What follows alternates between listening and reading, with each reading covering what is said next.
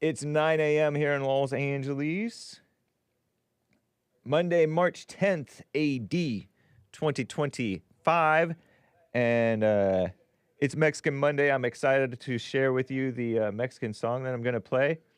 Hopefully, I looked up on Grok and found it was appropriate to play. Okay, it is appropriate to play, even for the kids. Thank you, Pastor Shadowley / Jesse Lee Peterson, for raiding the Hake stream. Oh, man. I'm turning on my punchy.tv / Hake server all late. Terrible. But you can watch on punchy.tv / Hake, as well as the Hake Report on Rumble and YouTube. That's where most of you guys are. Of course, the Facebook crew as well. You know what's crazy? The violence in Syria, I heard, is happening. And on X, I hear that it's against Christians. On Commie Nonsense Network, no mention of the violence against Christians. And I'm sure that there's violence against their fellow Muslims too. I imagine that it might be Muslim on Muslim violence. There's a lot of Muslim on Muslim violence in Syria, where they got rid of my beautiful dictator Bashar al-Assad. So evil, they got rid of him. They've been having this civil war thing in Syria. And I remember during the first Trump administration, they were trying to... The one time that they celebrated Trump was when he bombed Syria. Oh, he was a president of all of America today. I'm like, what sense does that make? That doesn't even make any sense. What are you talking about? But, and the reason that Trump bombed Syria, as I recall, I don't know for sure. Well, I remember that there was all this propaganda. Oh, Assad gassed his own people with biological warfare weapons. Shout out, Muslim. Biological weapons. And I didn't buy it. There was this footage of these people who were acting like, and I'm not saying that it's not true, but I just didn't buy it. It felt like propaganda. There was images of these men carrying these little children, and these children supposedly had suffered from a biological weapon attack, and biological weapons are war crimes or whatever. He gassed his own people. First of all, I don't know if that's true. Second of all, look at who's replaced him. I don't know who's replaced him. Supposedly this one guy who says he's starting to try to blame the violence on former Assad people. And Assad maybe have been violent. I mean, you kind of have to be in this world sometimes. I disavow violence, but sometimes, I mean, you got to defend your side, your people, whatever. I don't know. It's a mess. But, yeah, CNN not acknowledging the attack on Christians. And I don't know what the whole truth is. Israel's basically taking over that region, says Old Saucy. Let's hope so. I know you guys say that's not right. Assad was the only one protecting the Christians, says Old Saucy. Yeah, I had a friend who's Armenian, and he liked Syria and Assad. And so for that reason, I was like, yeah. He gassed his people, we vaxxed ours. Same, says T-Flying Monkey. Oh, with Israel taking over, that means they're killing the Christians? That means that the Muslims are killing the Christians? Oh, is that what you mean? But I don't think that Israel wants that to happen. It's just that they're taking advantage of the opportunity that in the weakness in their transition state. But I'm for Assad and Syria. Assad was, I hear, he was like a liberal Muslim, I guess, if he's a Muslim. And not the liberal kind of liberal Muslim where they're against Christians. He's the liberal kind of liberal Muslim where he's kept the peace. He was a liberal dictator. He kept the peace. And we had all these good dictators, I hear. People are telling me that Gaddafi over in Libya was a good dictator, stabilized the region, kept the Muslims there, and Europe was not going to turn brown. That's what Big Bump told me. And I heard the same thing even about Saddam Hussein. I was not raised, but I was propagandized, I guess, as a kid in like 4th grade and since that Saddam Hussein was not a good guy. Because of, Bush, under Bush, we went against that guy over in Iraq. But actually, he may not have been a good guy, but he was like a stabilizing good dictator. And now they have this democracy stuff. And with democracy, they just voted liberal Muslim communism.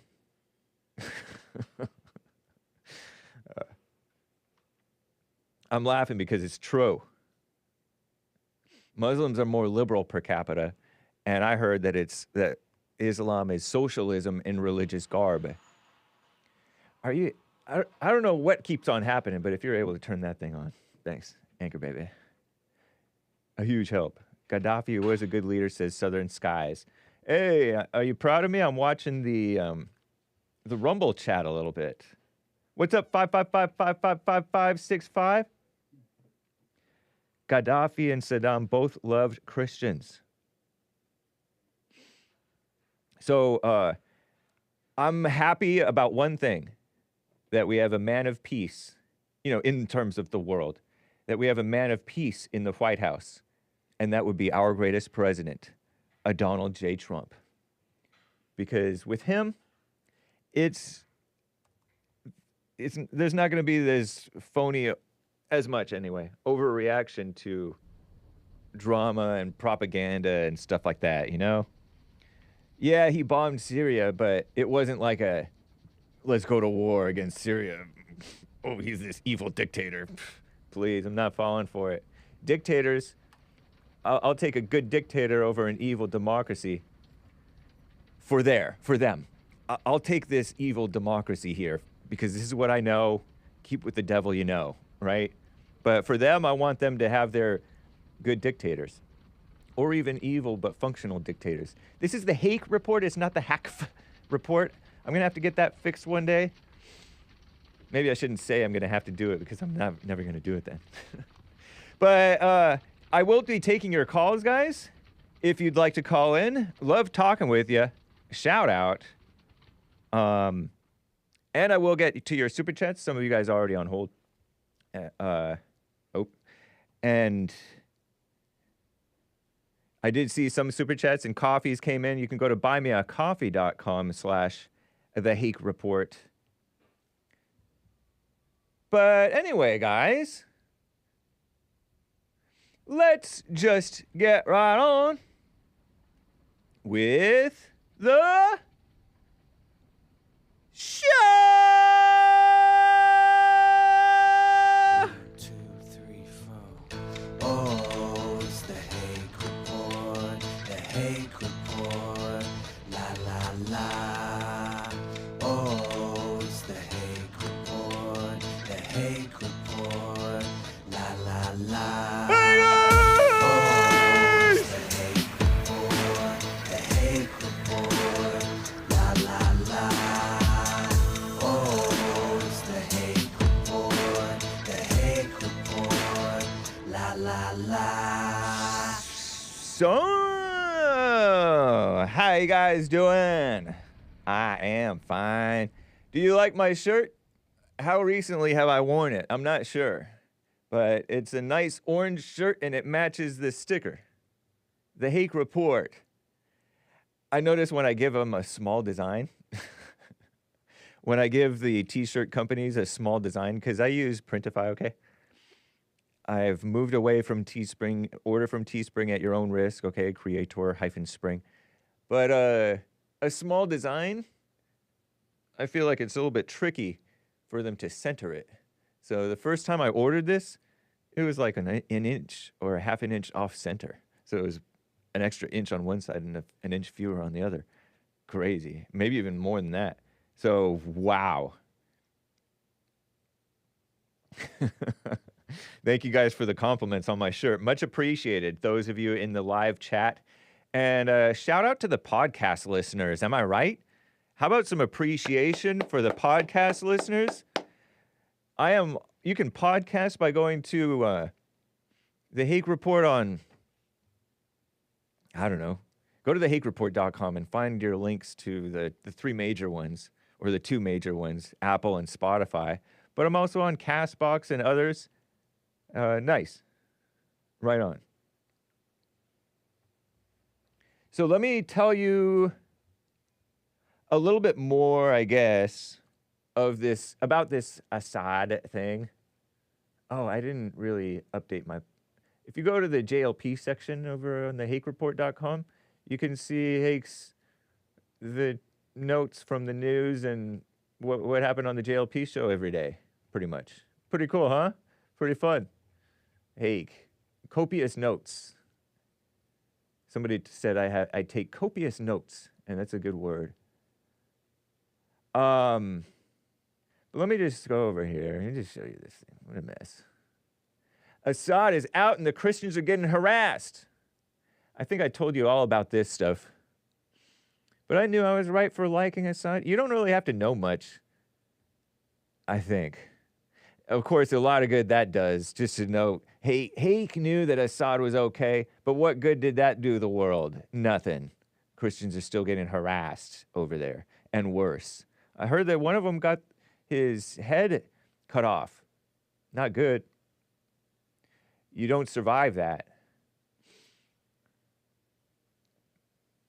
What a mess. So maybe he was right to do his chemical weapons thing. No, I disavow it. I don't know. I'm just talking. Oh, you know what? One point I neglected to make about this Assad thing and the Muslims. Muslims? Shout out? They're good propagandists, I think. They play weak when they're supposed to play weak, and they play victim sometimes when they're supposed to play victim. And a lot of you guys fall for it, or a lot of people fall for it. You know how Hamas is reportedly, they say, embedding themselves in among the populace. I talked with Omar the other week, 2 weeks ago maybe, a little less. Omar, third rail. He said that it's a small place. They don't have anywhere else to go but among the populace, the civilians. So and then they can say when they get their children killed, when Hamas gets the children of the Palestinians, so-called children. Okay, if you're under 18, we're calling that a child for some reason, even though there can be full-blown soldiers and men at 17, 16, 15. They're trained as young children to be, many are, ISIS supporters and all kinds of stuff, or ISIS fighters and all kinds of stuff, a lot of these different Muslims. Shout out. They train their boys to be men at a young age, and I respect that. But then they're playing the liberals. They're playing liberal, or they are liberal, and they're playing the liberals over here, being like, oh, killing children. Give me a break. And they're, oh, Assad, chemical weaponed children and innocent people. That felt like liberal propaganda, and I think it probably was. I don't buy it. So, shout out to the Muslims for their Muslim and liberal propaganda. There are more liberals per capita. They come over here and they're Democrats. They vote Democrat. They're not conservative. Oh, conservative religion. They oppress women. No, it's liberal. Anyway, that's a little thing. Oh, this is funny. This is not news though. I feel like reading some news before I get into goody two shoes actors. So let me read a little bit of the news. I don't think I got to everything in Hake News at the end of the hours. I wonder if there's any where among here these other news sources, because I read Commie Nonsense Network, CNN, to you guys, and I'm wondering how stuff is going in Syria and what the liberal media has to say about it. So let's see what Syria's worst violence in months reopens the wounds of the civil war. Okay. That's, wow, so only one mention of it. Oh, I didn't mean for you to do that. Okay, let's find, what is, I can't even read that. Wow, no mention of it in Morning Brew. I don't think the ladies at the Skim care about Syria or Christians. Yeah, they're more interested in talking about menopause and how women and doctors don't know anything about menopause nowadays. And what's up with Canada. And they're interested in swirling rumors of recession. Recession. Is this like a hint that the liberal media is drumming up fear of a recession? I remember they kept on trying not to call it a recession. A recession is kind of like a miniature depression. It's a problem with the, it's like a low point with the economy. Are they trying to get a recession under Trump? It seems like that's what they want. President Trump is not ruling out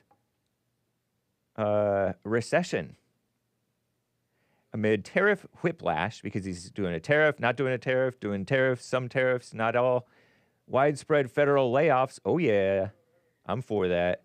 Many analysts questioning whether the U.S. will fall into a recession this year. Trump is not ruling that out. In an interview with Fox News yesterday, he said, "I hate to predict things like that," but he described any downturn as a period of transition. Nice. Yeah. Tighten your belt. Adding that his policies are bringing wealth back to America, and that's valid. Trump's comments represent a shift from his previous messaging, particularly on the campaign trail about delivering swift economic results. Not really. Meanwhile, the president's Commerce Secretary Howard Lutnick, Lutnick, has supposedly a different take on NBC's Meet the Press Sunday show. There is going to be no recession in America, he said, and he predicted grocery prices will begin dropping as early as April. So he says, that's in a month. So hold out, you people who grow grocery shopping. But groceries are not your biggest bills by a long shot. After years of blaming record inflation on his predecessor, Trump is now asking Americans to be patient. Duh. Even if their wallets take a hit, which is sometimes necessary. Economists say recent market trends suggest a higher chance of a recession than just a few weeks ago, they claim. Economists, don't trust them. It comes as consumer sentiment at a 15-month low. Unemployment ticked up 4.1% last month, whatever that means. The U.S. would officially enter recession territory if the economy shrinks for 2 consecutive quarters. So they just have to name things. Which is why many are waiting for the U.S.'s GDP report later this month. They might be looking to omit some data, the Trump administration might. Still, you remember how dishonest? I heard that the Biden administration, just like the Obama administration, were very dishonest with their jobs numbers and all kinds of stuff. Cooked the books, misrepresented the stuff, so you get to the good headlines and then come back later and correct it, and nobody's paying attention. So it's actually worse than what they were admitting. Typical. I wouldn't put it past them, if true, I don't know. Many experts predicted one under crooked Joe Biden, but it never came. So they claim. They didn't want to call it a recession. Biden certainly left things in tatters. I'll tell you that much. So that's the fear-mongering about the recession. Canada, who cares? Shout out to Canada. Let's talk about these women. Women. The industry is failing OBGYNs, which is a doctor for females, I gather. And menopausal women are paying the price. Imagine going to your OBGYN, ladies, describing your symptoms and looking for answers, only to be met with a blank stare. You know it's menopause. This is the ladies at the Skim reporting. But they aren't as convinced. Turns out it's not just you. Many doctors simply aren't trained for this.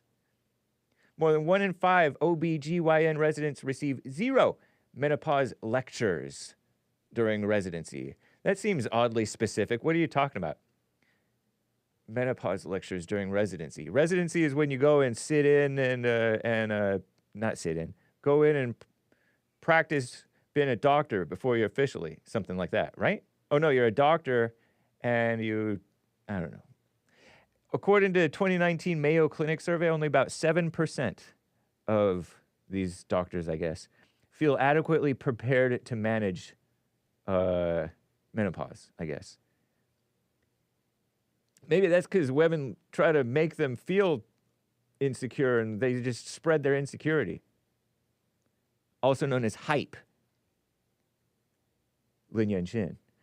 Even when menopause is when the ladies are going through it and they're sort of middle age, relatively young middle age, I gather.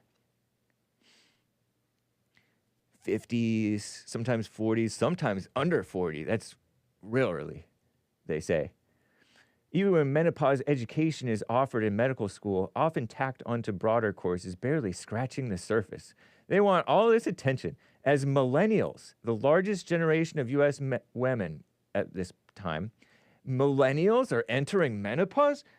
I'm one of the oldest millennials. If I were born in 80, I would have been Gen X, but I was born in 81, so that means I'm Gen Y, millennial. So there's gals my age that are getting menopause. Dang. But it's true. But I'm not 45 yet. They say 45. They say 52 is actually when you're supposed to be getting it. But different people, different bodies. Hey, shout out, ladies. The industry's neglect. They're accusing the industry of neglect. The health, so-called care world industry has fueled a new wave of alternative solutions, they say. Celebrities launching telehealth companies with a rallying cry that women deserve better. Influencers pushing for products that may not be backed by science. Meanwhile, some medical so watch out. And you ladies, I notice you ladies fall for anything on IG or TikTok. Shout out. But you kind of do. Oh, take this for your hair. And it may not even, I mean, it might help a little bit, but it's not this miracle thing. You know the basics, get your sleep, not too much caffeine, not too much alcohol, drink water, but not too much, exercise, sunshine, vegetables, fruit, unless you're a meat only type of person, and if that works for you, okay, whatever. Drop the anger, pray morning and night, stay present, pay attention. So the basics. And then you can add, the vinegar or whatever. One doctor at the Mayo Clinic, oh, I don't like Mayo. Women don't have to suffer. Psst. Some medical programs finally stepping up, adding menopause education. I'm shaking my head.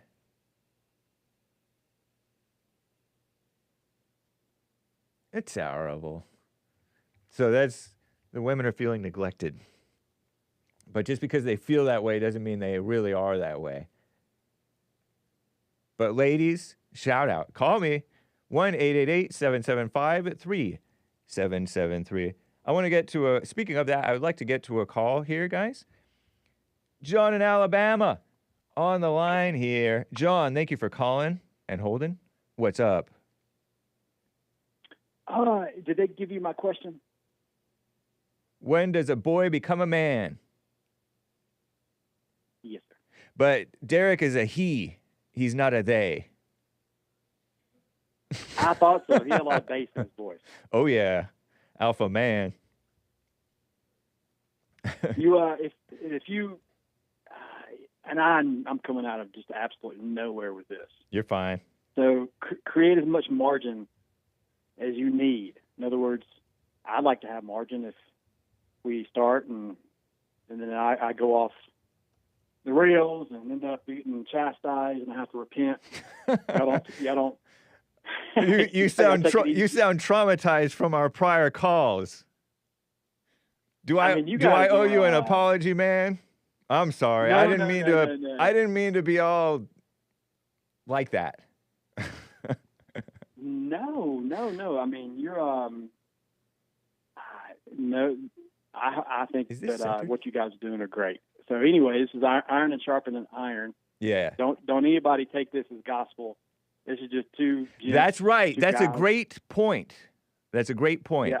Anything that you hear from Hake or from John in Alabama or on the Hake Report or even Hake News, take it with a grain of salt. It may not be true. Especially John in Alabama. These guys are Nice. pros. Yeah. So all right, so we can provide some framework. Yeah. What comes to mind, Hake, when you think, when does a boy become a man? Are you thinking, Oh, does 12. does your first thought go to biology, from the legal standpoint? What is your Biology point is mainly mine, like biology and tradition. You know, okay? I get a lot of my wisdom from the Jews. The Jews Okay. say that at 12, you're a man. You get your bar mitzvah or whatever. Jesus became a man at 12 and he was in his father's house. And she's like, the mother, Mary, oh, where were you? Didn't you know I had to be in my father's house? He said, woman, something like that. Gotcha. Yeah. And 12 is, so you're- 12 is, you're kind of on your own a little bit more than normal at that point. That's 7th grade, junior high. If you do junior high school, I don't like middle school. I don't like that term. Okay, so put a pin in that. Okay. As just a variable, as a data point. 12 for boys. Yeah. Mr. Hake, when does a girl become a woman? Mr. Hake. I would say she becomes a young lady at about the same time, honestly. I would say 12, 13, 15, let's go with the Mexican thing. Let's get our Mexican wisdom. 15, she's a young woman. She gets her quinceañera. She's quinceañera, and yet whatever. 15. But she's, obviously they're still under their parents and stuff like that. Especially nowadays. So just for the audience, and just to make sure to summarize, for those first two questions, your reference point is cultural. Yeah, big time. Cultural and a throwback to the tradition, because the present culture is keeping us immature till 30, 40, 50 and older. Okay. Yeah. Yeah, I'm with you. Yeah. That's a great observation. Okay. Next, I have another question. And now I'm asking questions, but do you mind if I ask another question? I don't mind. These are fun questions so far. Okay. So would you let your daughter, let's say if she's under 18, would you let her date? Yeah, definitely. At under 18, because, well, I'll go back to my mother's tradition, and I didn't really understand it or necessarily care for or against. But my mother's tradition was no dating until you're 16. And she would say that, and I was like, okay, why? It didn't even make sense. Like, I wasn't even necessarily thinking about it. But I remember I had crushes on girls from, like, kindergarten. I had one little crush on the white girl in class. 2nd grade, some girl liked me. 4th grade, I liked her. And 4th all the way through 8th grade, I liked her. And at one point, it got out that I liked her because I kept it secret. Gotcha. But and then she's all, well, you can't date until you're 16. Like, yeah, whatever. So I think that you should be able to date when you're interested in each other. Okay. Yeah. So if that's 6 years old, then Well, that thing, yeah, you can call it a date because they are interested in that way a little bit, on some level, but obviously that's not like a serious thing because they're just kids. Okay. Yeah. Okay. Well, would you let your 6-year-old daughter date a man or a boy? It would have to be a boy at that point. Yeah, that's ridiculous. We're not Muhammad over here. That just looks wrong. I would question a man who was interested in such a thing. So we've established that you are for borders. In other Oh words, yeah. you have There you're are saying you're gonna borders, have there are walls, and there is a USA at all. Definitely borders. all right. Yeah. So there's a border, and now it's not just anything can happen under any conditions. Yeah, You're gonna definitely have not. a vetting. You're gonna have a vetting process, right? I suppose, yeah, I suppose so. Okay. As say I'm a father, my theoretical daughter, if I had one, I'm gonna vet this boy or Okay. this young Okay. man if she's a young lady. I'm gonna have my eye on. I'm watching you.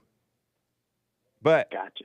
hopefully I wouldn't impose to where that one woman did and got hurt. And I know, but why? So why wouldn't you? So we take that as a case study.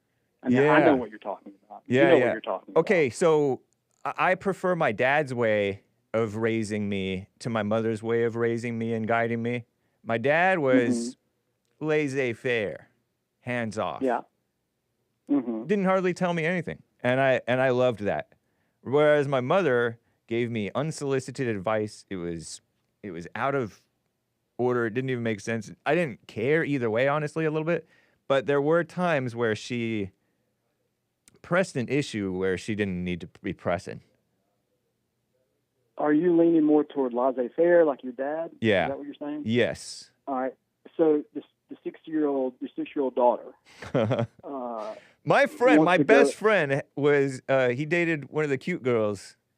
Well, dated. He was kind of girlfriends with the cute girl in like 2nd grade. That lasted like a few months. Well, it lasted maybe a week. Gotcha. Yeah. So you're saying your 6-year-old daughter, I mean, she could go unsupervised with maybe 11, 12-year-old. No, why are you going there? No, of course not. Well, I'm trying to define what you mean by dating. Oh, dating for like, let's say stop talking about 6-year-olds. My 12-year-old daughter, she's in 7th grade, and the 8th grade boy wants to take her out. They can go to the bowling alley or whatever. And and I don't have to be there necessarily. Is this another border? Now, are you establishing that if your daughter is under 12, she's not allowed to date? Is that a border issue? Well, in terms of going out on her own, like a 6-year-old, they're more independent sometimes than you think. They can find their way home and stuff like that. They know how to get home. They know how to walk home. But that's like extreme. I wouldn't go to an extreme like that. Well, and we're not. And so I would probably say no. You're not dating at 6 years old. It would be like a playful. Oh, it's your boyfriend. That's about as far as it would go. So, drop the 6-year-old talk, please. So you are for borders. Yeah, we already said that. We already established that. Okay, so and the mom in that scenario that you guys are talking about. Oh, the mother who drove her daughter and the daughter's boyfriend to suicide. Yeah. Yeah. Yeah. So how would you handle that differently? I wouldn't have imposed on the 15-year-old girl who's in a boyfriend who wants that boyfriend.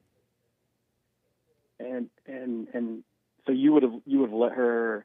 I mean, they were having sex. Well, eventually they did have sex, but they didn't. There was no indication that they had sex until after the mother went crazy on her. Yeah, but you would agree there's risk of having sex if they're hanging out together. I mean, he has mobility. There is, yeah.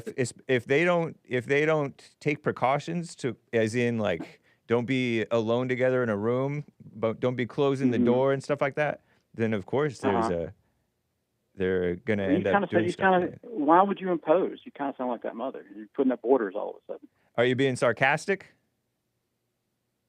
I'm in a way, but to make a point, and I apologize.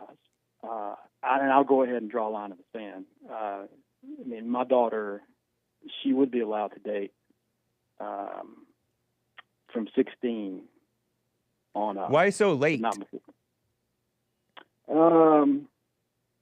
Because I start with they're champing at the bit at 12, 13. Why make them wait? yeah.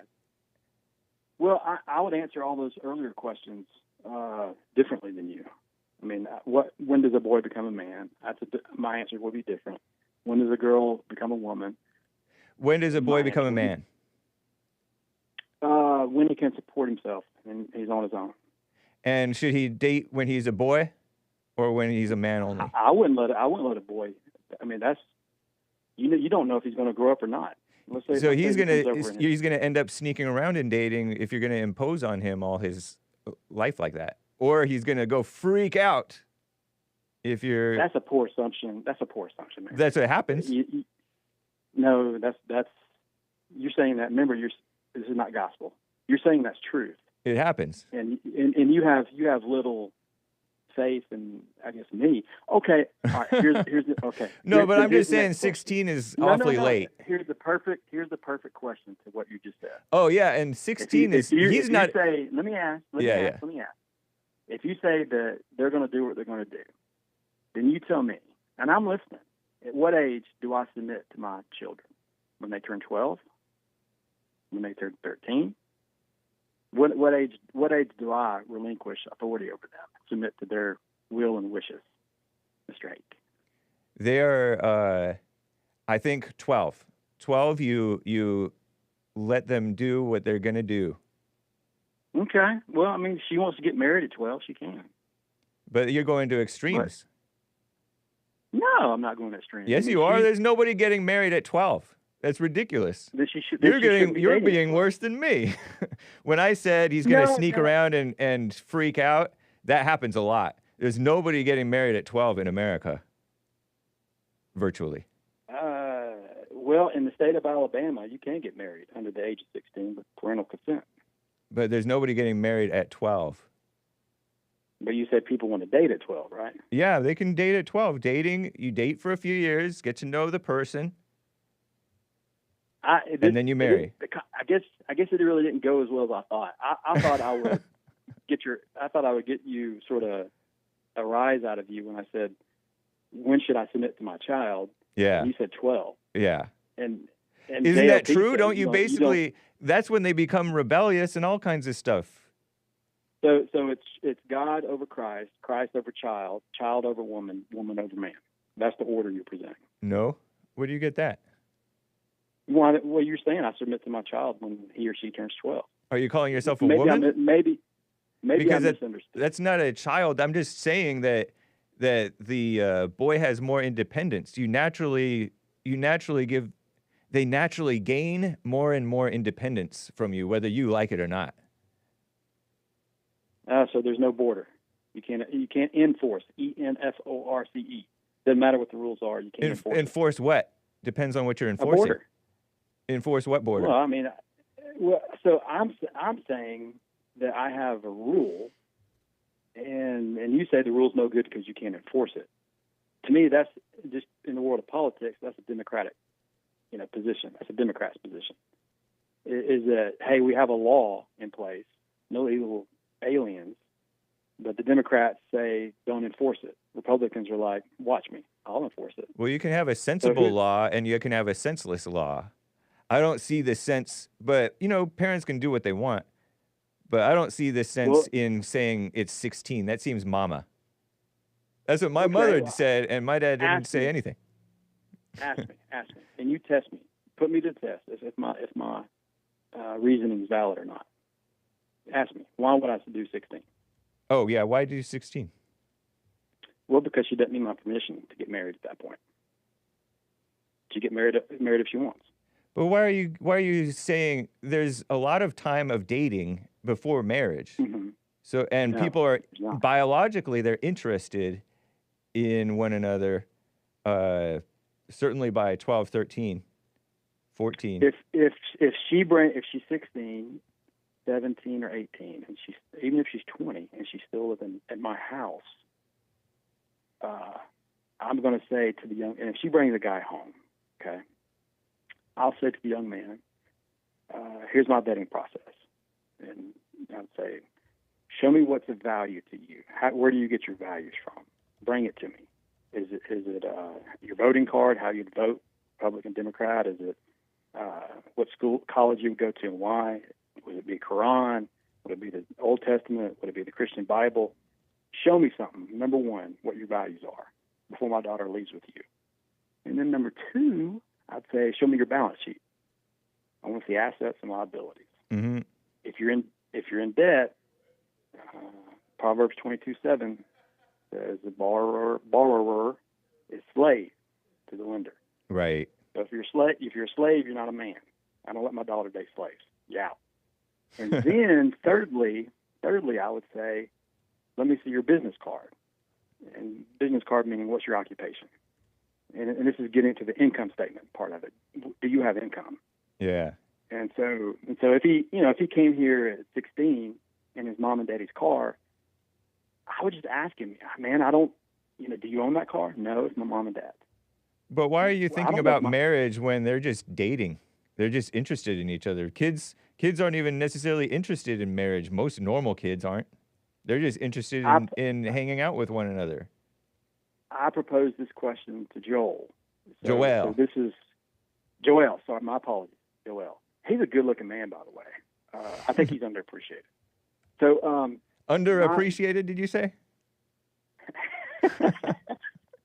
I was making a joke there.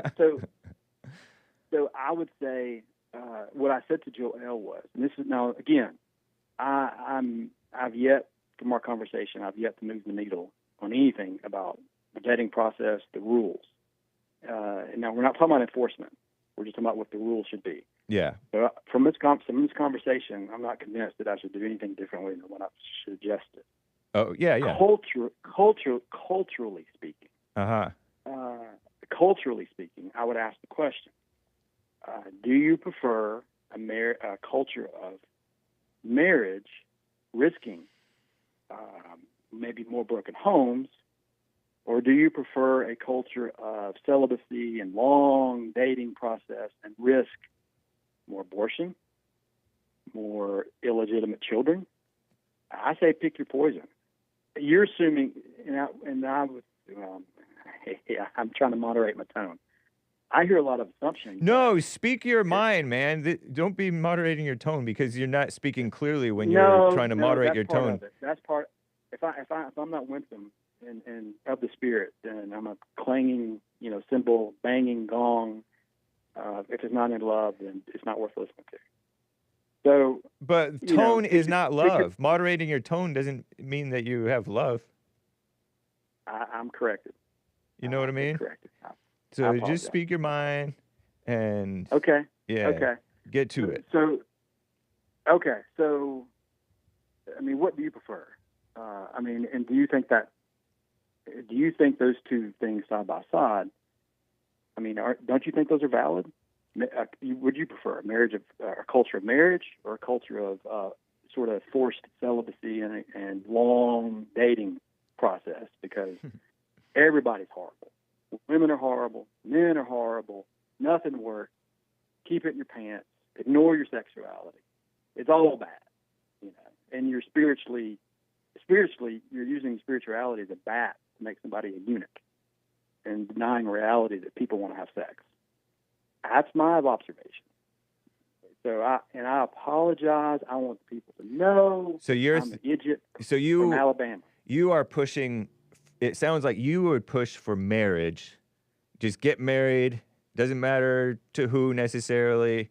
Just as long as he's making enough money and I don't know what the rules are for her. He's making enough money and his values are pretty good, supposedly on paper. No. And then get married. What What you think that we're doing is saying, no, don't get married. You're just creating hell. So just date for 7 years with no sex, and then maybe marry her if you see. Then you actually know her, and then get married. But that risks more abortion and more stuff like that. Is that what you're saying? You ask amazing questions, Hake. I'm talking amazing. I'm saying that the tail shouldn't wag the dog. That when in doubt, go with what God says. God says if you burn, there's a concession for that. It's called a gift. It's not something to be derived or discounted. You don't bully somebody because they're not as spiritual as maybe a eunuch, somebody who's celibate. In God's kingdom, not JLP's, not the Hake report, but in God's kingdom, there's a concession. And also from a... So you're holding mighty tight to that verse to get married. Just kind of sounds like an excuse to get married. Great point. That is a fantastic point, Mr. Hake. Another excellent point. So I'm also saying, from the way you guys make decisions, don't let the tail wag the dog. What does that mean? You guys are oftentimes you're going to, use this anecdotal, just like the case study that we had with the lady and her two kids, or her daughter. And so you would derive truth from that very specific anecdotal situation, which has value, but you don't let the tail wag the dog. What does that mean, the tail wag the dog? You talk about the results of something going wrong, defining why we go which way? Yeah, well, like, in other words, you may run to that to help me decide, and you may use it to argue and rationalize. Not argue in a mean way, just rationalize. But women, isn't it sort of a woman thing and a woman in the man thing to be controlling, overly controlling, and fearful? No, sir. It's not a woman thing and a woman in the man. I mean, my controlling? understanding is my understanding is the man is head of his wife, and the wife over the kids. I know, but when I would talk about being controlling. No. Do you know what controlling means? You know what I mean by controlling? That's hold up. Which should I be controlled by? The Word of God or this anecdotal story? You tell me. No, answer my question about controlling. Isn't it sort of effeminate to be controlling? Isn't it kind of playing God, micromanaging a kid's life? It is if you don't listen to the Word of God. It is if you defer to some anecdotal evidence with a limited human scope of understanding. I mean, either God's Word is supernatural, able to rightly divide. So if you're being overly controlling on your kid, but you're using the Word of God, you're using the Bible to do it, then that's okay. I don't think that's right. Well, you're making the assumption that I'm overly controlling. But no, I said, isn't it a woman thing to be controlling? And you said no. You're right. We shouldn't have borders. No borders. Anybody can come and go. The Bible says don't be unequally. That's not what I asked. You're acting like it's an all or nothing. You said controlling or no borders. That's not. There's a balance, man. Well, that's why we go to the Word. No. To me, I think it's. But you don't understand the spirit of a controlling spirit. You're not acknowledging the controlling spirit. Okay, so do you control or you do not control? Let's start with that. As a father, you do not control. You do not control as a father. Right. You're not controlling as a father. I thought the Bible says if you withhold the rod, you spoil the child. Right, but that's not being controlling. That's discipline. What is it then if you're not using the rod to control their behavior? I mean, that's called discipline. You're disciplining them, but you're not controlling them. Not controlling. Yeah. Man, that's okay. Interesting, man. I don't want to embarrass you. I think you need to hear your own. Play this back and listen to your own words. I heard my own words. And you tell me. Do you know what controlling is? When a woman is controlling on you, or when a man is all controlling. It depends on. Do you know what that means? Right. Context matters, right? I mean, I would rather control my kids now so they don't turn out to Zelensky later or end up incarcerated. Zelensky? Everybody what's Zelensky? What I'm saying is as a man, I'm not going to defer my responsibility to raise my kids in a godly way if somebody's But you can do snapped it, at me. right? But you can do it without being controlling about it. Now, you can do the 16 thing. No, you That's up to can't. you. Yeah, you totally No, can, man. you can. Controlling is a No, you fear-filled can. spirit. Controlling is out of No, it's fear not. and anger. No. Yeah, it is. No, see, you're if you're exasperating your child, that's not right. Right. And that's a biblical. That's a biblical Yeah. concept. And that's one of But the if you're ways you saying- but if you're- exasperate your kid is by being controlling. No, if she's 16, that's what I'm saying. You No, have I an mean, out. the If she's 16, I'm not going to argue with you about that because, hey, Yeah, I personally feel I think it's it's an unnecessary rule. It doesn't even have to be said, in my opinion, in my experience, my dad never even had to say a word about it. My mother said it. I'm like, yeah, mom, I don't care. But it wasn't even an issue. I know that every kid is different, and I know that every parent and all that is somewhat different, but the spirit is the same. And the spirit of my mother was controlling, whereas the spirit of my father, it was disciplining, but it was not controlling. If you're 16-year-old, well, and that's completely abstract, right? But if your 16-year-old daughter says she wants to get married, what are you going to do?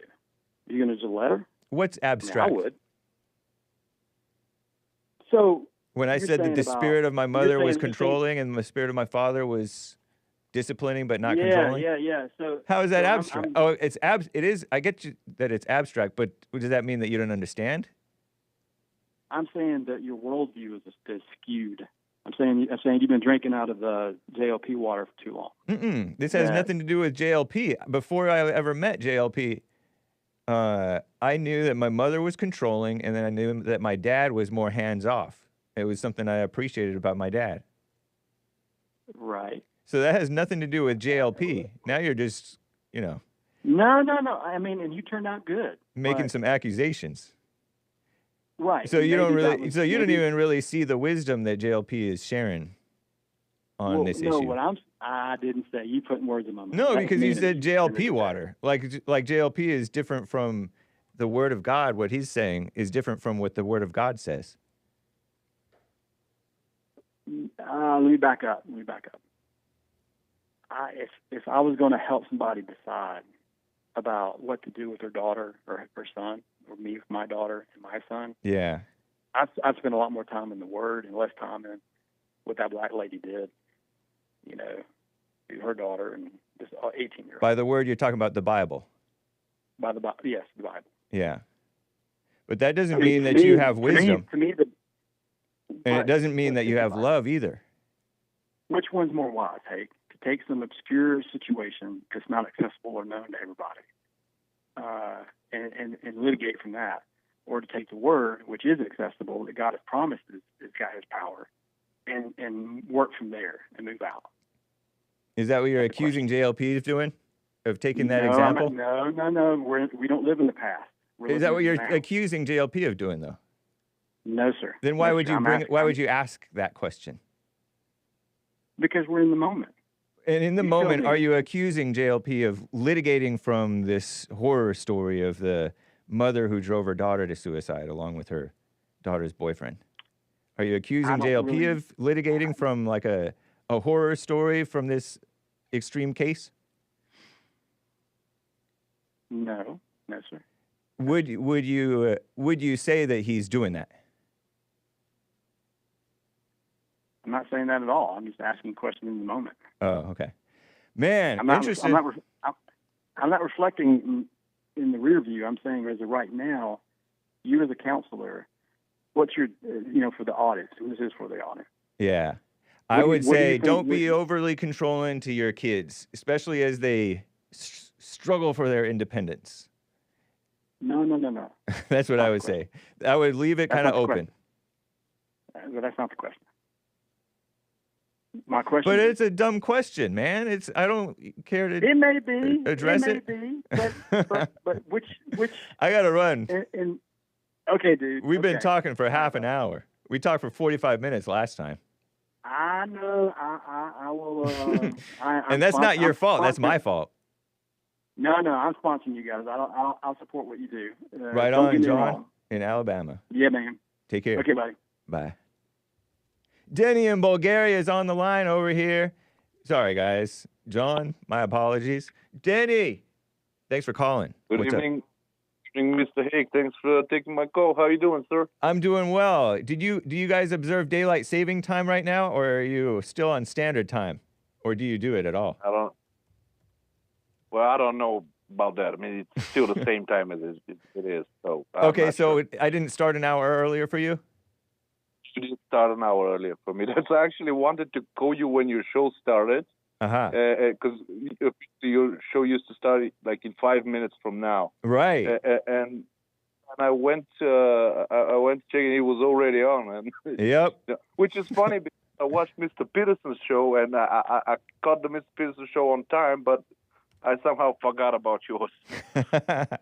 Okay, so in Bulgaria, you spring forward in March 30th. And Probably. we sprang forward March 9th.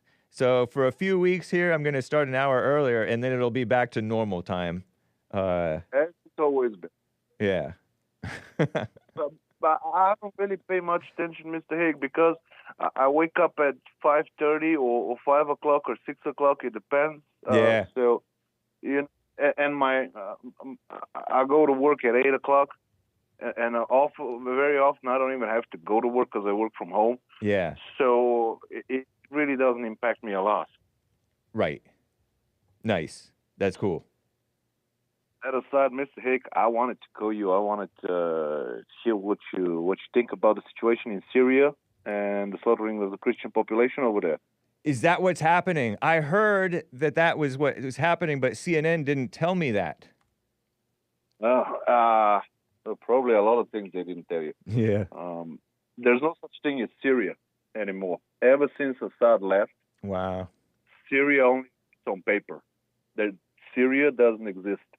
They took a young terrorist and made him a president, trimmed his beard a little bit, and absolutely every single official of the cabinet, every single one of them, was a deputy minister in the Turkish government.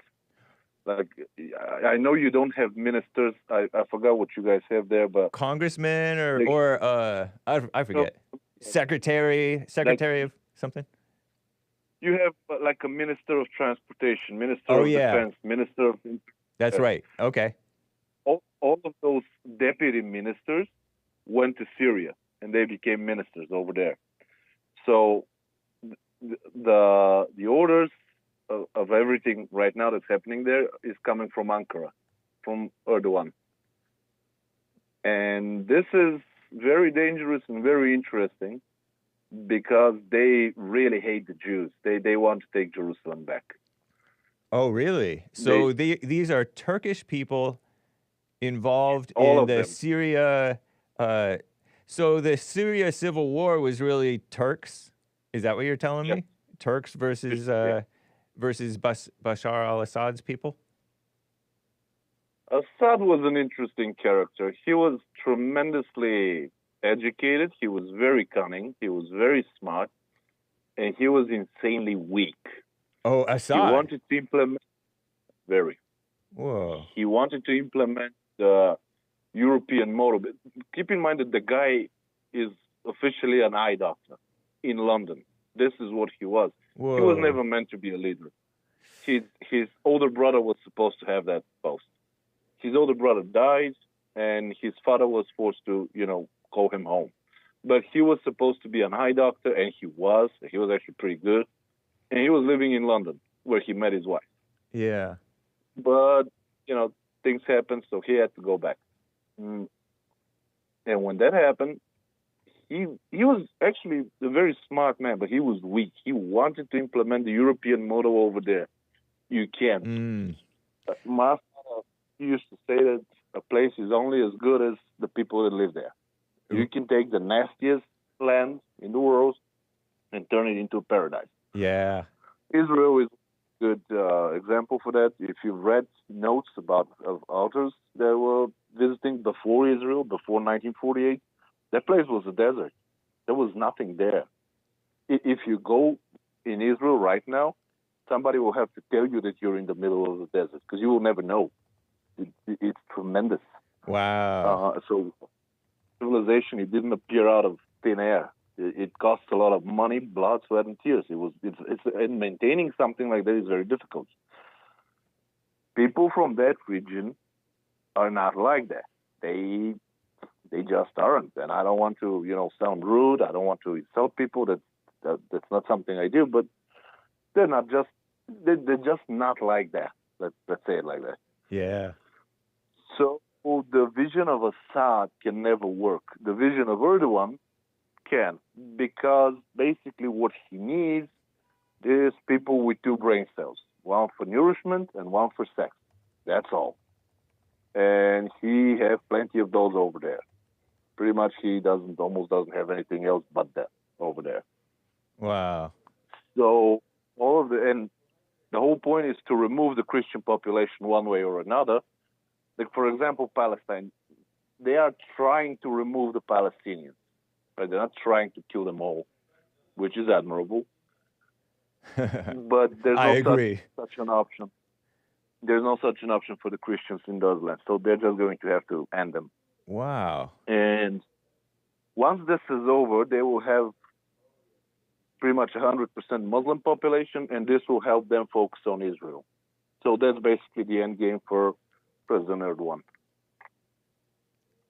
That's wild, man. I didn't know Assad was inept. What? Inept, incapable of being a good leader. Oh yeah, no, he totally was. I thought he was tremendously smart. He was smart, but not a good leader. No, let's say he was elected mayor of London. He would have done a tremendous job. Oh, okay. If he was leadership position anywhere in Europe, he would have done a pretty good. But you don't deal with Muslims with a Muslim majority the same way that you would deal with a liberal white majority. You don't deal with people from the Middle East the same way you deal with other people, period. Yeah, okay. Let's say the previous caller mentioned Jesse Lee Peterson. Well, Mr. Hake, imagine if Jesse Peterson goes to North Korea and tries, that kind of a show. This will never work. True. Those people, they don't understand. They're not made for that. This is something that can work only where it's meant to be. Yeah. So these ideas were pretty good if they were in Europe, maybe in the North American continent too. But not there. And right now, there's no such thing as Syria. Syria is a province. Wow. And this is going to impact Turkey in a very major way because the inflation in Turkey is insane. Like their currency have been so low. If you can see the chart, you will be frightened. Their currency is down. It's almost destroyed. Wow. And by obtaining this country and trying to rebuild it, it will get even worse because Syria is not a good country. What a shame. At one time, it was fine because they said that Assad protected the Christians and everybody was okay. But not everybody were okay. Oh, okay. I mean, they were having a civil war for several years, right? So yeah. Interesting. Wow. He tried to be very well balanced and he tried to be fine with everybody. Right. That's something you cannot do as a leader. That's not how it works. It's not like you're in the office and you try to be friends with everybody. Yeah. Like, that's one thing. When you are ahead of a country in probably the most cursed region on the planet, that's not the way to go. Yeah. You got to be strong. You got to be a dictator. And a tough one. Look at Asia. Asia is the Asian people, Russia included, because Russia is not exactly a European country. Yeah. There's no such thing as a democracy in Asia, if we exclude Israel. And even Israel really isn't. Interesting. It doesn't work over there. It works here in Europe. It works, elsewhere where, European values have been implemented. Right. But it doesn't work. Singapore is probably the golden template for Asian countries. Almost every Asian country wants to be like Singapore. Mr. Hake, Singapore is easily the most fascistic state that we have on the planet. And Really? they are pretty much at the level of North Korea. Really? They're just not isolated like Well, North Korea is. No, they're not because they don't have to. But the isolation is, and they do have a lot of money, obviously, because they play their cards very well. Yeah. But for example, let's say, Mr. Hake, you have a Mrs. Hake, right? And you have children. Technically, you can pretty much send those kids to whichever school you can afford, right? Uh-huh. And not there. There are specific schools for specific people that have specific jobs. If you don't have a certain job type, you're not allowed to send your kids there. You cannot, let's say you have X amount of money in your bank account. You can buy whatever car you want, whatever car you can afford, right? Yeah. Yeah, not there. Not in There Syria. are specific I mean, models. Singapore. Yeah, there are specific models that you're allowed to buy, so that you know. And this basically shows when let's say a police officer stops you, the car you drive, the neighborhood you live in, the brand of clothes that you have on, that basically tells them what you do for a living. This is how they are. Yeah. And they love it. By the way, they really love it. I don't understand it. Right. I'm never going to accept it. God forbid that ever happens here. I will redefine the word terrorist. Right. But I would never be okay with that. It is in the Yeah. it is in the Asian, I heard, in the Asian way to be compliant. Yeah. Yeah. I had talked with a nice lady from China, and we were talking, so inevitably ended in that kind of conversation. So they don't really vote. They vote like every city votes for a mayor. The mayors are voting for a governor. Those governors are voting for a parliament, and the parliament is voting for a president. I said, that's absurd.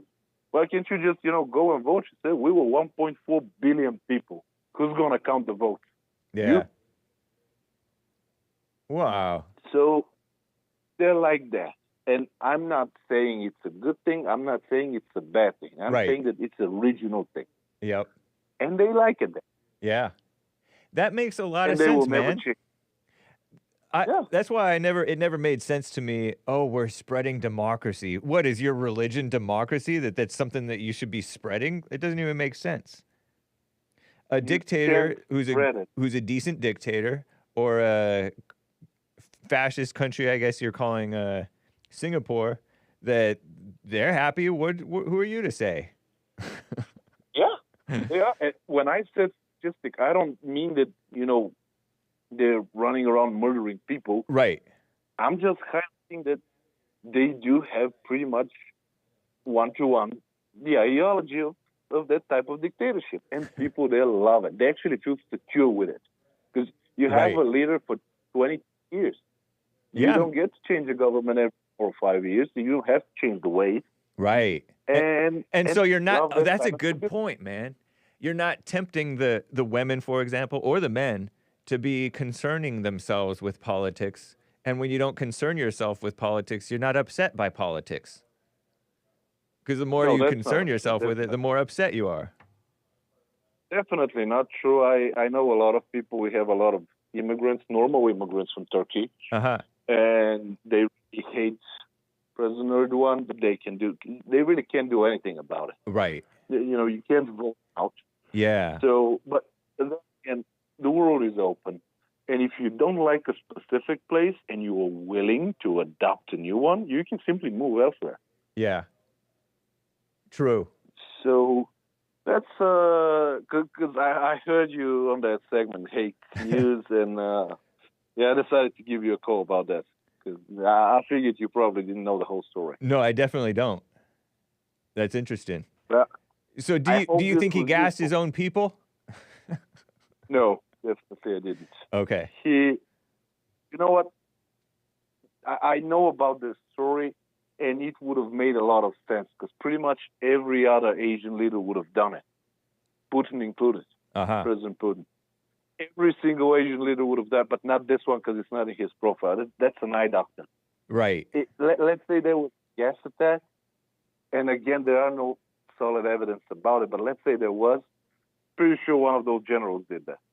Yeah. Without him knowing, because right. he's not like that. Yeah. That makes a lot of sense. I hope this was useful, Mr. Hake. Yeah, man. I appreciate it. As always, Denny in Bulgaria. With that said, kind regards to your audience and your colleagues, and God be with you, Mr. Hake. You as well, Denny. Take care. Bye, sir. Bye. Huh. I got super chats to read, guys. You can call in 1-888-775-3773. Let's see here. Over on buymeacoffee.com/JLP Talk, Jake, who had me on his show, by the way, Hudson, says, Hake is awesome. Thanks, man. That's cool. Appreciate that. And then Popcorn says, do you agree with Jesse's stance that when black people decide to go to college to get a degree that they are trying to be like white people? Sometimes, man, you hear them say, oh, we need to focus on education. I'm like, that's not your problem, man. Look at the educated blacks. They're worse than I prefer, on some level, the street blacks. Obviously, I don't prefer the violence, but I prefer, and the stealing and stuff, of course not, and the R-wording. But the educated blacks are not like better people still. It's not the issue. Education is not the issue. I mean, it can help a little bit, but it's not the issue. The issue is spiritual. If that's the case, who are white people trying to be like? Or are they just doing what's normal for American people? Asks Popcorn's Thumpcake. Nowadays, Popcorn, it is ill-advised for many of the people to be going to these schools and colleges and universities and getting educated. They become Reddit bros. Reddit bros. And I like Reddit bros.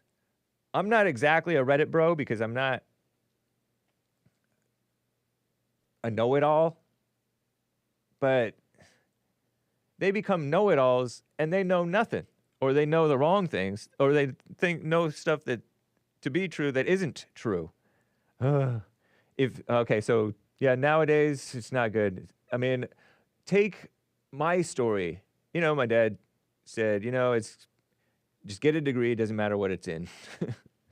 And you'll have more options for jobs. And I don't think that that's the case anymore. It kind of is, but a lot of people there's a whole lot of educated people in debt. Thankfully, I'm not. And out of a job. And they feel too good for McDonald's or Starbucks or whatever. Take an average black high school student who's about to graduate, who enjoys construction/architecture. This student, decides to pursue a degree accredited by the National Architectural Accrediting Board, because NAAB, because you typically have to have that in order to become a licensed architect in the U.S. At least that's my understanding. How is that trying to be like white people? It depends on his spirit. It depends on this young man's spirit or young lady's spirit, if it's a female architect. I hear that women have poorer depth perception. Is that true? Or is that a misunderstanding by Hake? Correct me if I'm wrong, kids.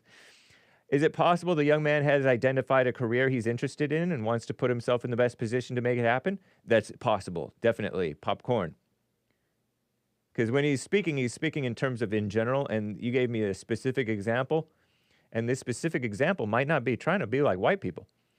When my grandmother on my mom's side grew up, she cleaned houses for white folks, quote unquote, which was common at the time, as the opportunities beyond that were limited. It's not a bad opportunity, though. My grandmother is on my dad's side, always told me, study hard whenever I saw her, just instilling the importance of doing my best in school. And you seem like one who did your best in school. Maybe to this day you might still be doing your best. I wonder if Popcorn is a PhD. I'm willing to admit I may be wrong about this, but it seems to me there's a contingency of people who almost prefer, if I can use that term, he put that in quotes, for black people to be in blue-collar roles and don't want them to try to attain anything in the C-suites, like the corporate world stuff, or, you know, be on the more ego-stroking roles, you know, in life. I don't want to count you in that group. Thank you, man. But what are your general thoughts on what I'm saying? Am I off base? Your grandmother,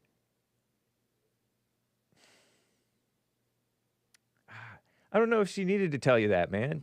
You seem like you naturally might have had that look, had that knack for school book smart, academic smartness. You seem like a relatively smart person. So maybe your grandmother pushed you in that way too far. Like, I remember one time I used to exercise a lot, right? There was a woman in my family who said, "You will always exercise a lot because that's who you are." What? That doesn't even make sense. But that stuck in my mind. But it didn't quite make sense. But it stuck in my mind. Women will get an idea. Now, that's more extreme than just a grandmother saying, "Study hard." But study hard? What do you mean study hard? Just study as you're supposed to. I don't know. But you should do your best in whatever you do. In school, in McDonald's, at the Costco food court. Oh yeah, shout out. At the cleanup crew. At the sushi shop. At going to bed on time. Okay, let's see.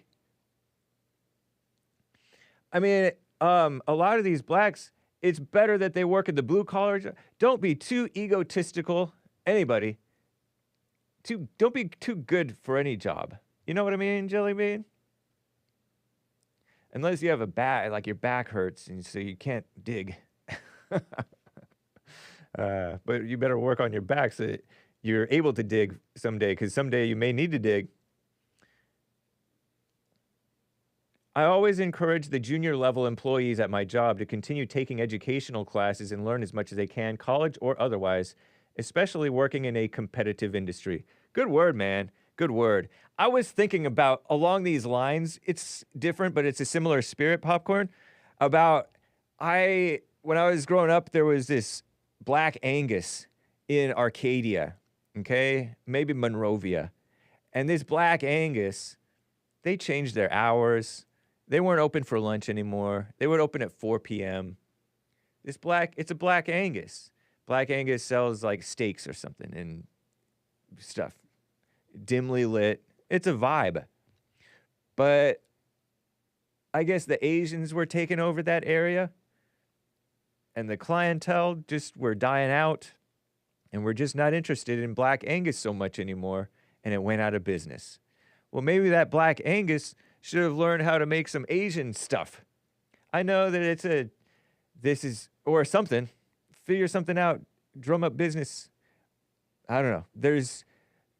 So in the line of what you said about encouraging your coworkers or whatever to always learn and be ready and see what's coming, I agree with that. Yep. Very nice. That's cool. Thank you, Popcorn. And shout out to the blacks. What's up, Punko King? Nice to see you, man. I'm live on Rumble as well. Popcorn needs to get over himself, says Age of Inversion. That might have been a better response. Age of Inversion says, get over yourself, Popcorn. Yeah, get over the black thing. Shout out.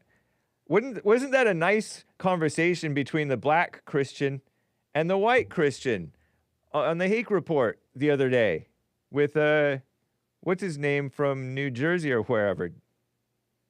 I like that. Man says, the only reason someone wouldn't want you to be educated is because they want to impose their ideology on you. That's not true, man. people want you educated so they can impose their ideology on you. Because educated people are ideologized. They swallow up all kinds of cockamamie ideologies. Whereas less educated people aren't stuck on that ideology. They're more likely to see the wisdom of Trump, the simple wisdom that Trump expresses and lives. I love the less educated people. Don't you? Sweet. So thanks for the coffees.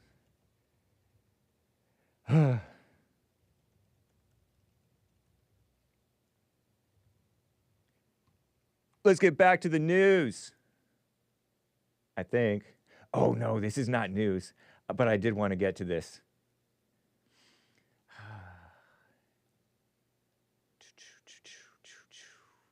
So I saw this on Facebook. Did you know that Hake is on Facebook? Look at this. The world. The Hake Report on Facebook. Goody two shoes, Keanu Reeves. He had this feel-good. He always has these feel-good Facebook posts or tweets or different things. Somebody, and it's not him promoting himself. Somebody promotes him as, like, they took a video of him getting up and letting a old lady sit on his seat in the subway. He rides the subway or the bus. He's humble. He's like Asian or some part Asian. Keanu Reeves, the actor, he was in all these movies. Bill and Ted's Excellent Adventure. I didn't see it. I saw the tail end. I was at some birthday party watching part of Bambi. I didn't even get to watch the whole thing of that. The neighbor kid across the street, I didn't even hardly know him, but shout out. And Bambi's mother died or father died or somebody. And then I went home and they were watching the end of Bill and Ted's Excellent Adventure, and I was kind of mad that I went to that party. I didn't even know the kid. Barely. But anyway, he was known as not a good actor. But we would joke like he was this great actor. That was the meme for a while. And then he came out in The Matrix. He was in that one Wave movie and stuff like that as a Fed. He was a Fed, right? Wasn't he a Fed? See, I like Feds. Point Break or something. But I didn't see that until recently. He was in The Matrix. I saw part 1 only. He was in John Wick, Jack Bauer, Kyle Rittenhouse. He played basically Kyle Rittenhouse. Except less upstanding than Kyle Rittenhouse. So here's this. Let me show you this Facebook post. Hopefully this. I wonder if I'm logged in on Facebook. This is terrible. Facebook stinks. Okay. Shout out. I like Mark Zuckerberg, though. I guess he was Ted, right? He was Ted in Bill and Ted's Excellent Adventure. So look. Here he is, all like disheveled looking, sort of like stylish, though. Walking all pigeon-toed. Keanu Reeves, the actor. Somebody shared this. Weird, amazing, and beautiful everything. Keanu Charles Reeves. Nice name. Nice name. Missed the first 20 minutes of a party dead. And this is a Facebook post, so you don't necessarily believe it, okay? And it may be like a few years old or something. I don't know. He was standing outside in the rain at one of the clubs where he was, the end of a filming thing. Nobody recognized him. I didn't even know it was Keanu standing in the rain waiting to be let in. He didn't say anything to anyone. Typical. That's because he's part Asian and humble. Or is he Hawaiian or whatever? Somebody said something like that. He travels by public transport. He easily communicates with homeless people on the street and helps them. He is only 59 years old, September 2nd, 1964, which would make him...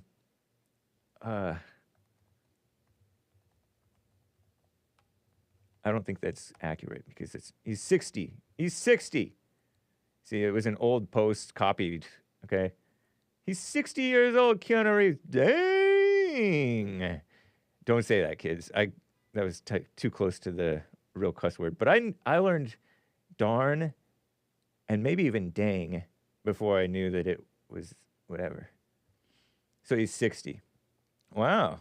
Oh, he's Canadian. Didn't know that. I thought he was Hawaiian. 6'1", musician and dog star. So that's fake news. He can eat a hot dog in the park sitting between ordinary people. After filming the movie The Matrix, he gave all the stuntmen a new motorcycle in recognition of their skill. He gave up most of the fee for the salaries, costume designers, and computer scientists who drew special effects in The Matrix. He decided their share of the participation in the budget of the film was underestimated. He reduced his fee in the film The Devil's Advocate, I saw that recently too, to have enough money to invite Al Pacino.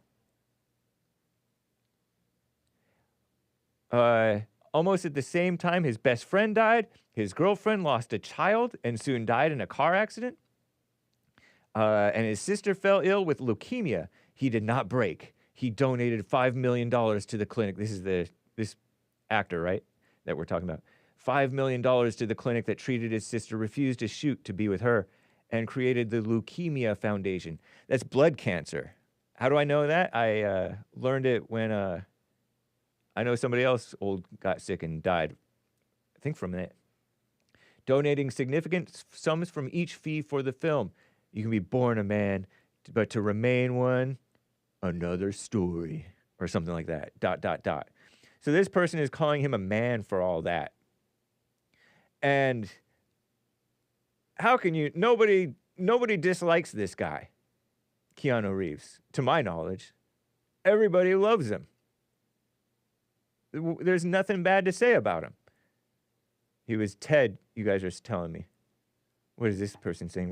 What's Joe saying? I wonder if this is related or if this is flat Earth stuff. Yeah. Starship hits the firmament.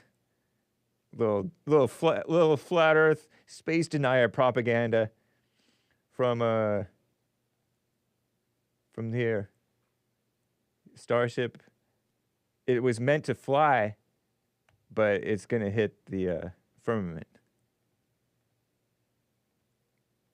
And it's coming back down.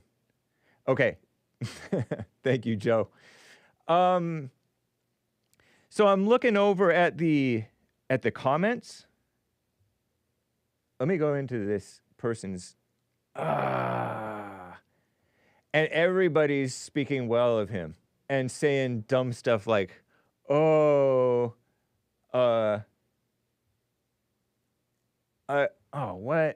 No, that's not what I meant to do. Let me go here. There we go. Yeah. And then look at these comments. They're like, I watch him. This is a person, I don't know what this person is saying, this Sherry woman. But the reply to her is crazy. Awful Nazi, don't harass this gal. But she says, awful Nazis in the White House should look at this real man. What? This is why I don't necessarily trust all of this everybody loves this man thing. Because this man is like a harmless goody two-shoes person. I don't know what motivates him to do the nice things, talk to the homeless or whatever, donate to his sister. His sister's like thing for the leukemia. Nazis in the White House should look at this real man. Calm down, woman. Ridiculous. Trump is a real man, and he's the real Keanu Reeves. Trump is. You're awful. You're the Nazi, Sherry. But leave her alone. Don't harass, obviously.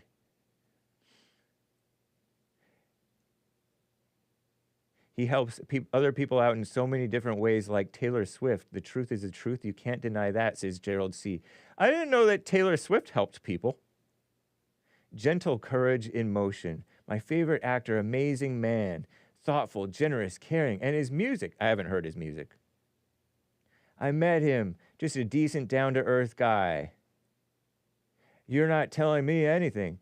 Independent, I applaud him. Blah, blah, blah, blah, blah. Great guy. If he was born in 64, he's not 59. Thank you. A thoughtful human being, a one-of-a-kind person. And I think that somebody said something, oh yeah, top of the mountain. This top of the mountain talk is saying that he's Hawaiian. Keanu means top of the mountain in Hawaiian. Whoa.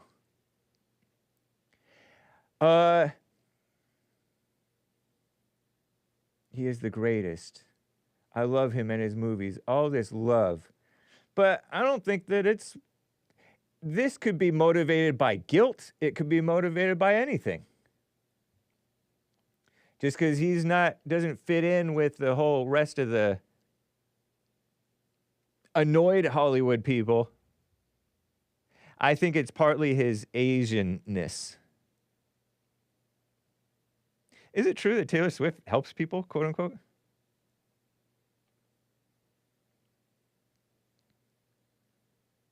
So I don't trust Keanu Reeves. I'm not going to go after him as hard as I'm going after Elmo, and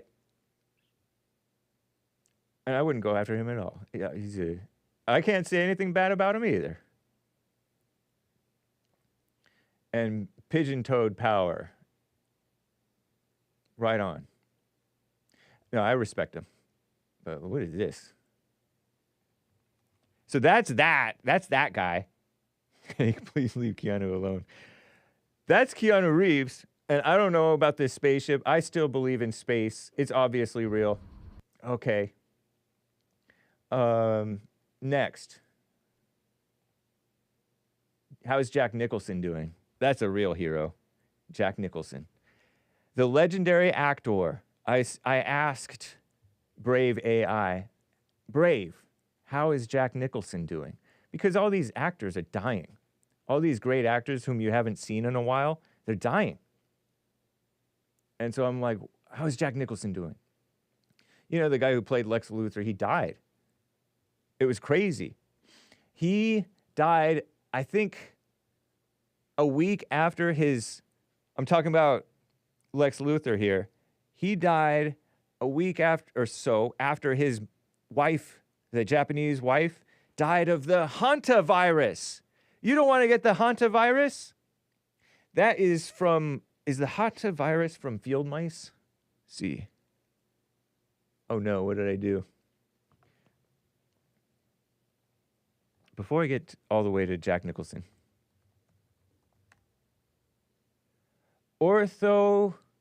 Hantavirus.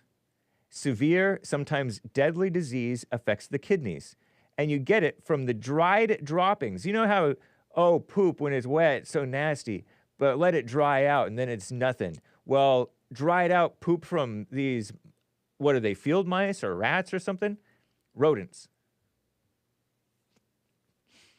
It releases, I don't know, spores or wet. It releases wet.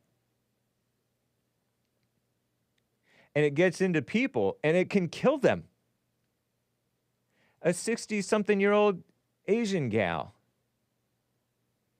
caught the Hantavirus, died, and then he died a week later, and they found the bodies. Terrible. What's Lex Luthor's name? Oh, Gene Hackman. He died. Too soon, too, at the tender age of 95. And they said that he died of heart disease and was it one of those degenerative brain diseases? Hantavirus. That's so crazy to me.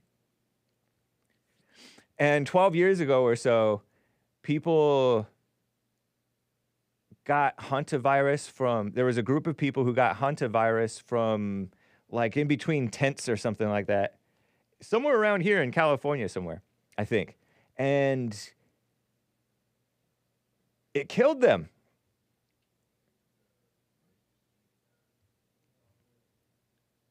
Betsy Arakawa would do whatever she could to keep Gene Hackman healthy. She wore a mask everywhere she went, encouraged him to stay fit, riding his bike, doing yoga on Zoom. They were found dead in their New Mexico home, a heart-rending end to the life they shared. 65-year-old young lady, wife, Japanese or something, died of Hantavirus, and days later, Hackman, aged 95, died of heart disease, they say. They have deduced. He also had Alzheimer's disease. May not have realized he was alone in the days before he died. Alzheimer's is when your brain goes, you forget. Your body actually doesn't function quite properly either sometimes. I worked at an Alzheimer's place. Not worked, but volunteered. You know, they forced us to at the Christian college to volunteer or whatever. Service learning, they called it, or whatever. Community service. Last time we saw them, they were alive and well, said somebody, Daniel, something, at a home decor shop. Delightful to be around. They were proud of each other.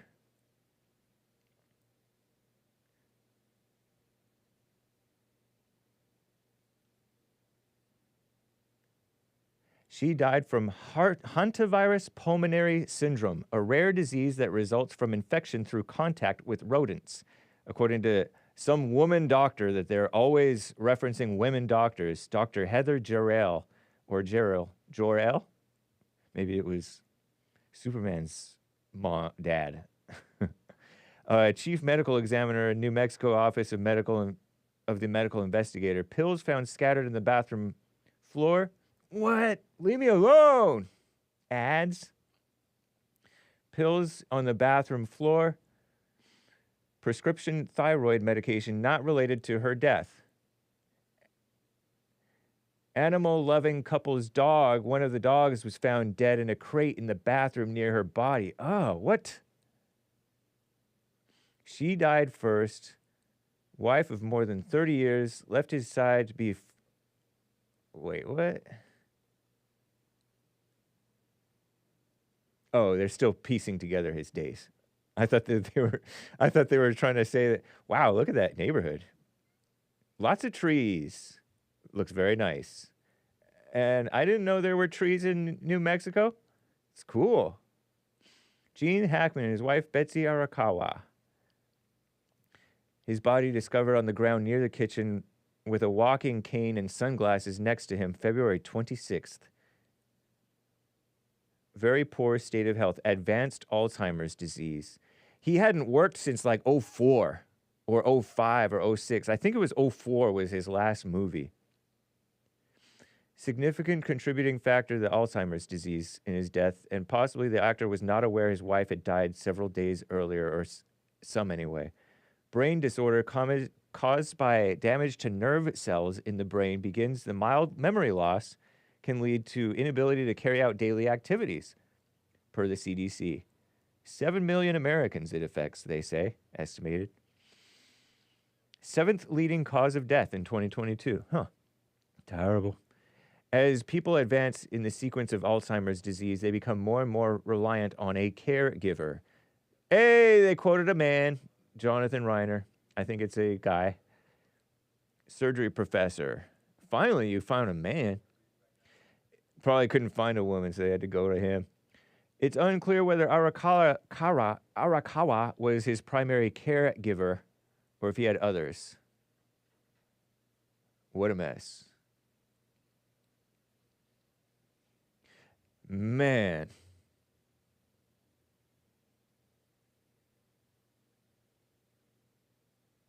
Did not find any food in his stomach. He had not eaten recently. Whoa. Well, what a terrible thing.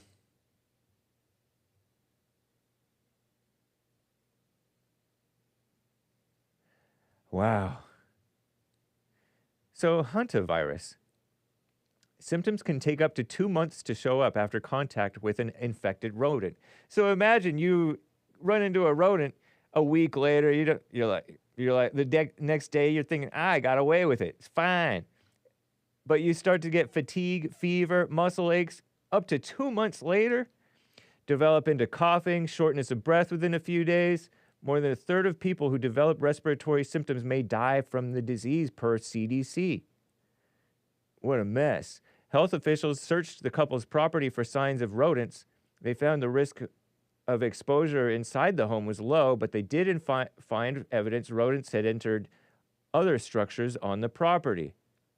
What a mess. Ugh. And I think that the field mice, I hear, the cute ones, the cute little field mice, are worse than the others, than like the big rats. I could be way off on that. I had to kill a lot of rats when I was living at that beautiful guest house thing. Because all these Asians come in with their fruit trees, and then that attracts the rats. The rats want to eat the fruit from the fruit trees. Shout out to the Asians. And I like fruit trees, but I never seen so many rats as I did around all those trees. And in my, they didn't get into my house, but they were definitely all in my enclosed patio. Had to beat them to death sometimes. Terrible. Because they wouldn't always die from the rat trap. Whew. And I know that they have the have-a-heart things, those have-a-heart traps, but it's a mess. It's a big mess. So let me talk, about, I wanted to know how, so when my hero, Gene Hackman, died, I'm like, how is this guy doing? Where am I? Jack Nicholson, legendary actor, doing well, they say. Seen in a rare public appearance recently, January 2nd, his daughter Lorraine shared a photo on IG of him celebrating the holidays with his family. First public image in nearly 2 years. 87 years old, hasn't appeared in movies since 2010. 87 years old, Jack Nicholson, that's Joker, you know? The real Joker. The one who died. I didn't like that he died. But it was clever how they did it. This is an actor, guys. He was in The Departed. He was in The Shining. I'd never seen him looking like that, all young, sort of, in The Shining. What a vibe, that movie. He is mostly retreated from public life, preferring a quiet existence. I respect it. This is the real Keanu Reeves.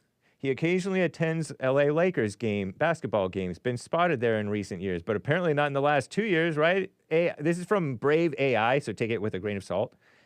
Nicholson's friend Lou Adler mentioned he wants to live the life that he wants, which includes sitting under a tree and reading a book. Okay. I respect it. Despite his reduced public appearances, still considered a national treasure. That's right. And one of the greatest post-60s American actors. Nice. Shout out to Jack Nicholson. We're pulling for you, man. Don't get Gene Hackman. Much respect to Gene Hackman, Jack Nicholson, and even, I guess, Keanu Reeves. But all these people who love him, cursed are you when all men speak well of you. That's in the Bible. Jesus said it. Didn't he say that? Let's see.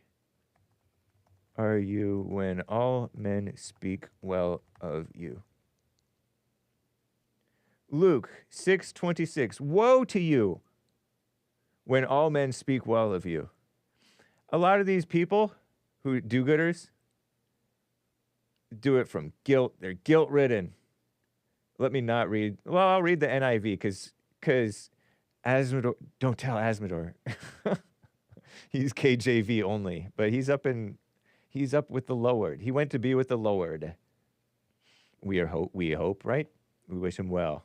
Rest in peace, Asmodor. He was KJV only, King James Version only. But the NIV says, woe to you. Woe means cursed are you. When everyone speaks well of you, for that is how their ancestors treated the false prophets. That's right. That's right. Let's go to the NKJV, New King James.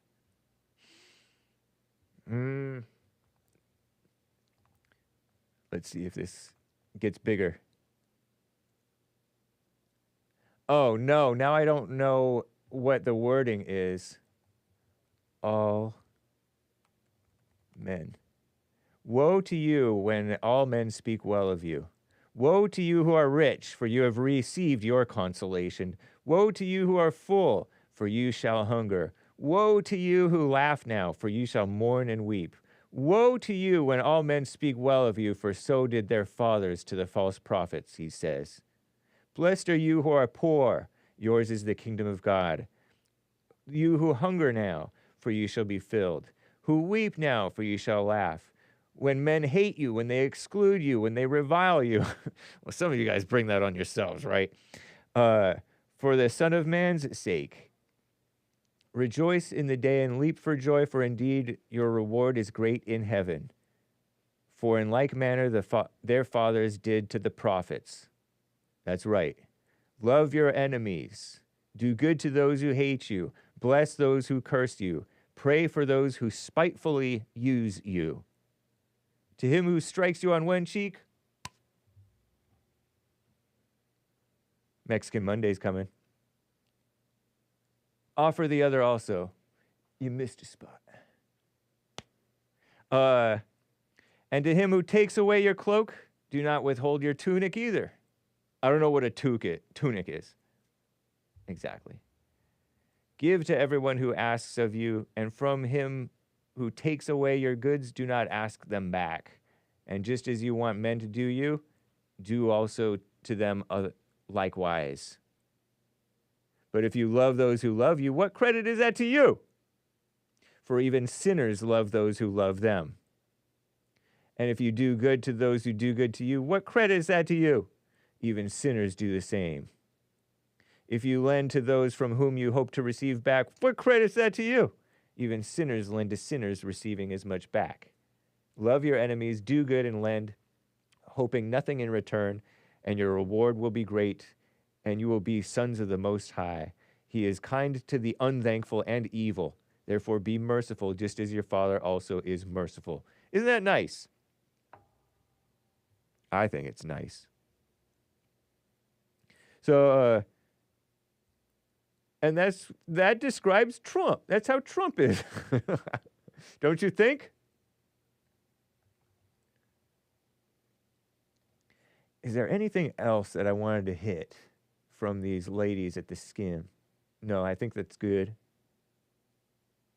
Oh, quick thing. A little bit of news, guys. Before we wrap up. Wildfires going crazy went crazy. I don't know if this will work. Let me open up the email version. In Myrtle Beach. You know how California got all this attention? Well, 2,000 plus acres scorched by a wildfire. Look at this beautiful area. Who knew? Who knew that South Carolina even had a beach? Near Myrtle Beach, South Carolina, very famous place, by the way. It's a vacation spot. Authorities believe was started by a woman who was burning yard debris on her property. Terrible. She was arrested last week. If convicted, she could face 30 days in jail or multiple fines. How about both? Poor gal. Or shameful gal. It's not good. She's facing... Look at that. Beautiful, though. I mean, the smoke is... It's not right. And that's your doing, lady, allegedly. If that's true, I don't know. Covington Drive fire near Myrtle Beach, South Carolina, sparked from a backyard burn pit. You're not supposed to do that. A 40-year-old gal, Alexandra Bialusow. Bialousow. What a name. Negligently allowing the fire to spread beyond her land or property and starting the land fire in woodlands. They have all these restrictions on these poor people. It's not a free country. I thought this was America.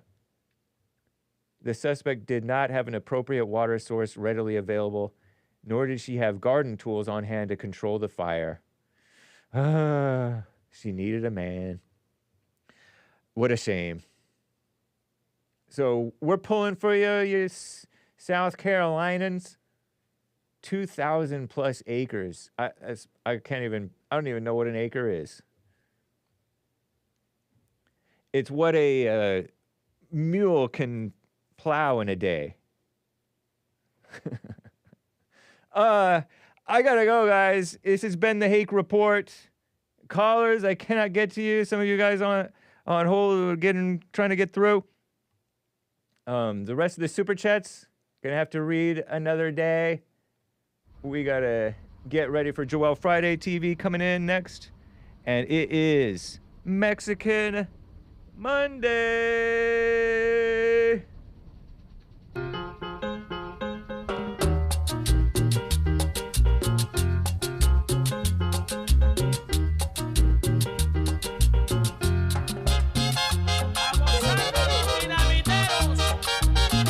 So good. La Velludita.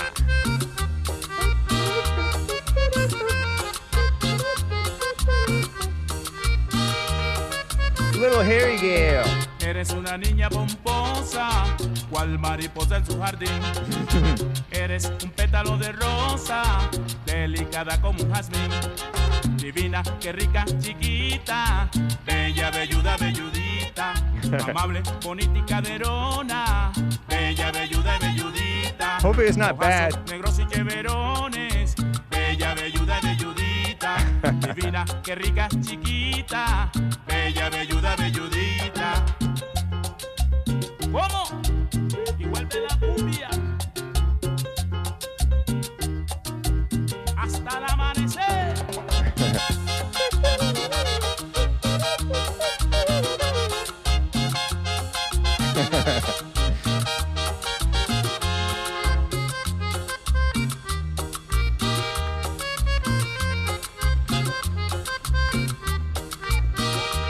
How can you not like it?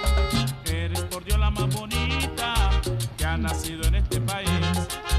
Bella, velluda, velludita, yo solo vivo para ti. Divina, qué rica, chiquita, bella, velluda, velludita. Es admirada y orgullosa, bella, velluda, velludita. Amable, bonita y caderona, bella, velluda, velludita. De ojos negros y cheverona, bella, velluda y velludita.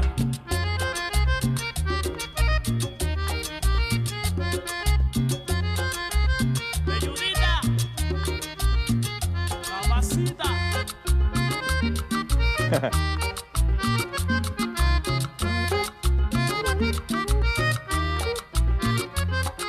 Divina, qué rica, chiquita, bella, velluda, velludita. Amable, bonita y caderona, bella, velluda y velludita. Bella, velluda y velludita. Bella, velluda, velludita. Bella, velluda, velludita. Bella, velluda, velludita. Well, thank you very much, guys. That was Mexican Monday. My Mexican friends would play that song, and I loved it. And they would play all these other songs. And they like, whatever, Colombian music too. Or Cuban music too. Okay, so, all right. Take care, guys. Joel Friday TV coming up next. Catch it. Bye.